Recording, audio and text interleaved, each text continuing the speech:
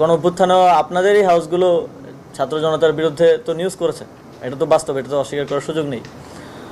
তো আমাদের একটা স্পষ্ট নির্দেশনা ছিল কোনো হাউসকে কোনো প্রকার চাপ দেওয়া হবে না, সরকারের পক্ষ থেকে চাপ দেওয়া হয়ও না আপনারা যদি দেখেন। কিন্তু এখানে এখনও তো অনেকগুলো পাওয়ার হাউস রয়ে গেছে যেখান থেকে আসলে এই চেষ্টাগুলো করা হয়ে থাকে, যেটা অত্যন্ত দুঃখজনক। আমরা সেটা অবশ্যই দেখব, তথ্য মন্ত্রণালয়কে অনুরোধ জানাবো যাতে করে স্বাধীন সাংবাদিকতাটা, ফ্রিডম অফ প্রেস থাকে।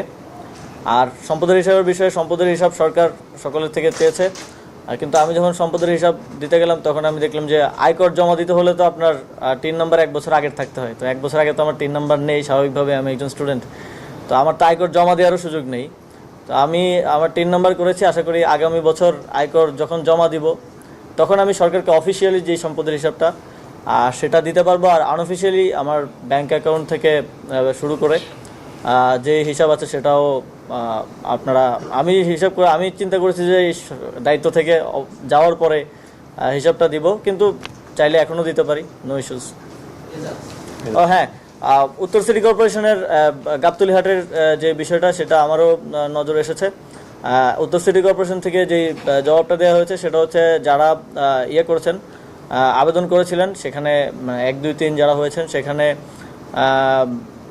ফ্যাসিবাদের সময়ের লোকজন তো আছেনই, এর বাইরেও যারা আবেদন করেছেন তাদের আসলে এর মধ্যে অনেকগুলো ক্রাইটেরিয়া তারা ফুলফিল করেন না। সেই জায়গা থেকেও উত্তর সিটি কর্পোরেশন এটা খাস আদায়ের সিদ্ধান্ত নিয়েছে। তবে আমি আমাদের উত্তরের প্রশাসক ওনাকে এটা পুনর্বিবেচনা করার জন্য অনুরোধ জানিয়েছি, যাতে করে সরকারের যেই আয় এই পশুর হাটকে কেন্দ্র করে সেটা কোনোভাবে আসলে হ্যাম্পার্ড না হয়, সিটি কর্পোরেশনের যেই আয় হওয়ার কথা সেটা যাতে কোনোভাবেই হ্যাম্পার্ড না হয়। এমন তো অনেক কিছুই শোনা যায়, আমার তরফ থেকে কোনো সিদ্ধান্ত এখন পর্যন্ত হয়নি। এবং রাজনৈতিক জুলাই গণ অভ্যুত্থানে সামনে থেকে নেতৃত্ব দেওয়ার কারণে মানুষের একটা আকাঙ্ক্ষা তো আছে যে আমরা দেশের জন্য দীর্ঘমেয়াদে কাজ করি। তবে কোন রাজনৈতিক দলে আসলে যুক্ত হব সেটা তো এখনই আসলে সিদ্ধান্ত নেওয়ার সময় হয়নি, কিংবা কখন যুক্ত হব সেটাও এখনও আসলে অনেকটাই আনসার্টেইন।